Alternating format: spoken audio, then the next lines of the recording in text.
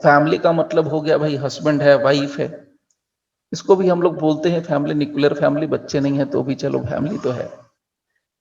सो husband है, wife है, लेकिन आफ्टर सम टाइम, कुछ समय के बाद, कुछ सालों के बाद, हस्बैंड को यह पता चलता है कि वाइफ का किसी के साथ एक्स्ट्रा मैरिटल अफेयर है। अब मजेदार चीज यहां पर क्या आ जाती है, मसाले वाली बात, कि ये जो अफेयर है उसकी शादी के पहले भी था, शादी के आसपास भी था और शादी के बाद भी है। सो वो पहला पहला प्यार है जिसको वो छोड़ नहीं सकती या भूल नहीं सकती या छोड़ा नहीं जा सकता। सिंपल इस लाइन को ऐसे से है तो समझ में आ जाएगा। नाउ अब यहां पर सीन क्या बनता है, सीन ये हो जाता है कि जो हस्बैंड है, हस्बैंड को सारी बातों का पता चल गया, तो ऑब्वियस है, नॉर्मल सी बात है। अब हर कोई भाई वो अजय देवगन तो है नहीं कि जाकर के हैंड ओवर करेगा शाहरुख को सलमान खान के पास। लेकिन इस हस्बैंड ने भी थोड़ी हिम्मत दिखाई, लेकिन वो वाइफ मानने को तैयार नहीं थी।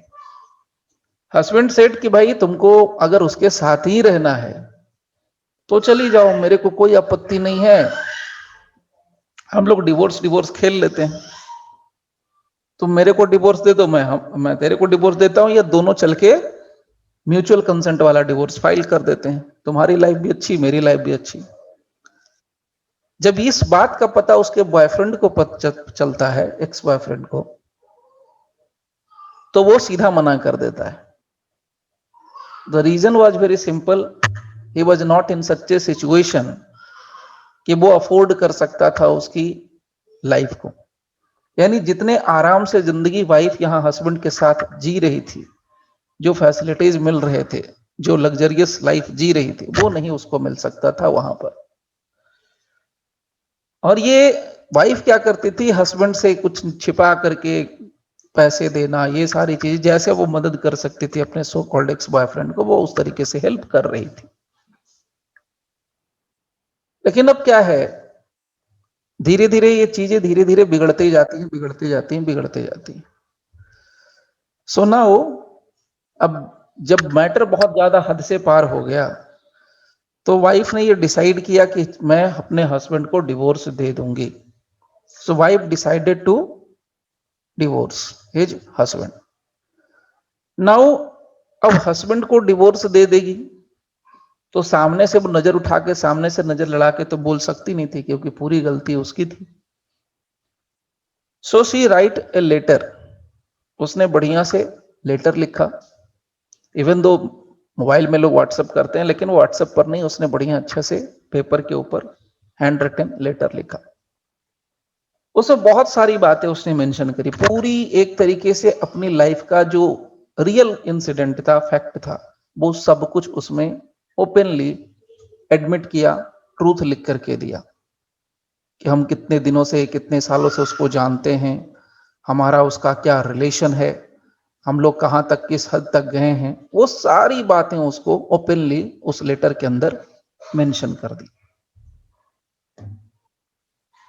अब नाउ, अब सारी बातें उसने लेटर के अंदर मेंशन कर दी, तो अब क्या है, हस्बैंड के लिए ये सोच पाना मुश्किल नहीं था कि अब वो उस घड़ी आ गई, वो सिचुएशन आ गया, वो टाइम आ गया, अब डिवोर्स दे ही देना चाहिए और डिवोर्स ले लेना चाहिए। So filed divorce. Now the point here is, ये हस्बैंड जो है, जब डिवोर्स की बात आती है तो हस्बैंड डिवोर्स फाइल करता है, म्यूचुअल कंसेंट में डिवोर्स फाइल नहीं होता है।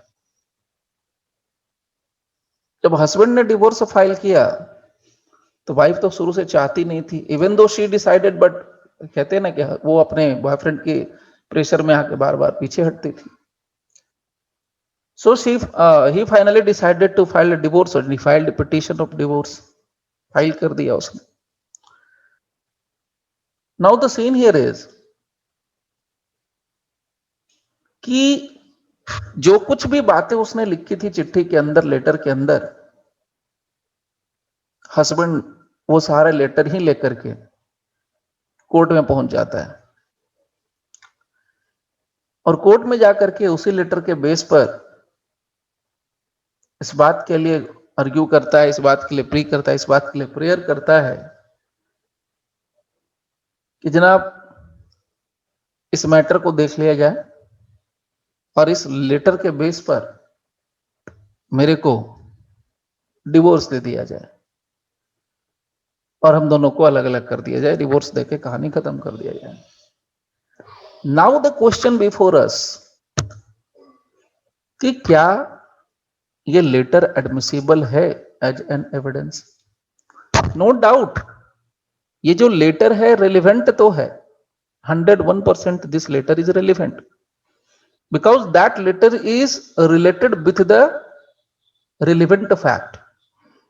वो लेटर फैक्ट इन इशू के साथ रिलेवेंट फैक्ट से पूरा का पूरा अटैच है, कनेक्टेड है।